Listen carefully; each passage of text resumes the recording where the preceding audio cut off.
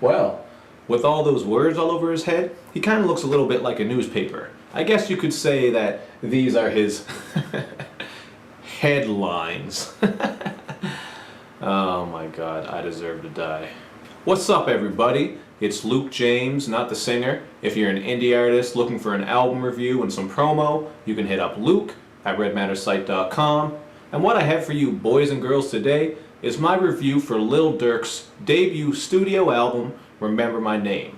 If you're not familiar with Lil Durk, he's a rapper from out of Chicago's South Side, and he's been known for putting out a lot of mixtapes, especially his Sign to the Street series. And right from the start, I just gotta say, if you've never listened to Lil Durk's music before, there's not a lot of deep content here. It's just about the bangers, and he uses a lot of auto-tune. Like on the track Resume, where he spits and croons about having a street resume, and then on the Young Chop produced track, What Your Life Like, he actually talks about how he knows people don't like his auto-tune, but he doesn't really care because it's his life and he can do whatever he wants to do.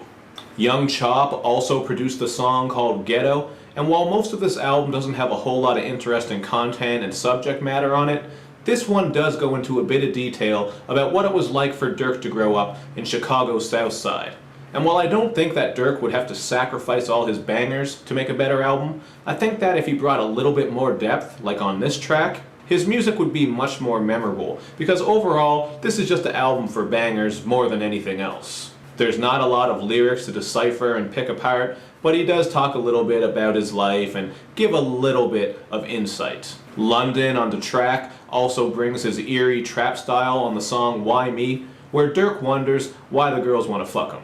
Is it because of his car? Is it because of his money? Etc, etc. Just one of those type of tracks. And there are some other women-related tracks on here as well.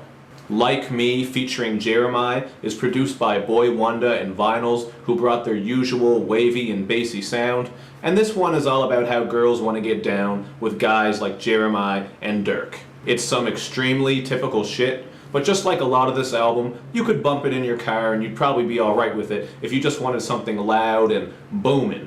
Talking about that boom, I like that rap music that has that boom in it. There's also the track called Lord Don't Make Me Do It, and the beat on this one kind of sounds like some trap Slim Shady. Once you listen to it, you'll know exactly what I mean. On the hook, Durk spits that sometimes he gets the urge to kill a bitch even though he's not violent, which I found kind of weird because all over this album there's violent lyrics and imagery. And he also pleads to the Lord, please don't make me do it. So this was just a silly track, and I thought this was probably the worst one on the album.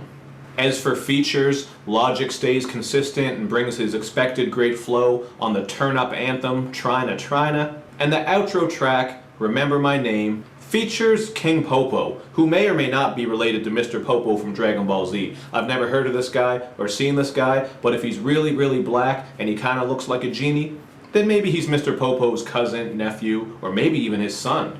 Remember My Name works nice as an outro, because just like the song Ghetto, he's giving us some more of that street narrative and talking a little bit about himself and what he's been through. And he does it over some nice, triumphant production. So all in all, this album is just alright. I mean, you don't go into this one expecting a whole lot of content, but it does come through with the bangers. I just think that even a little bit more memorable content would have really helped taking this album to the next level, because it's the production that seems to do much of the heavy lifting here. Tracks like Ghetto, Remember My Name, and even Don't Judge Me stick out on here to me because Durk is telling his story and getting introspective, but they're also all very similar as far as the content goes, so there's not a whole lot on here that's going to blow you away and make you go, oh shit, that's deep. I really need to sit back and think about that one.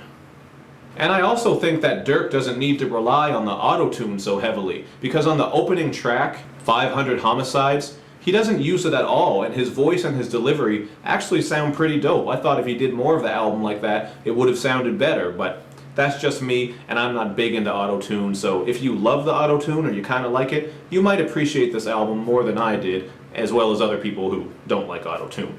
But I give this one a 3 out of 5, and that's just what I thought about it. So as usual, hit me up in the comments section to let me know what you think about it, and do all that other good YouTube and social media stuff, where you like my videos, you share them, you follow me on Twitter, you retweet the videos, and you especially subscribe to my channel, because we're trying to move up to 5,000 still.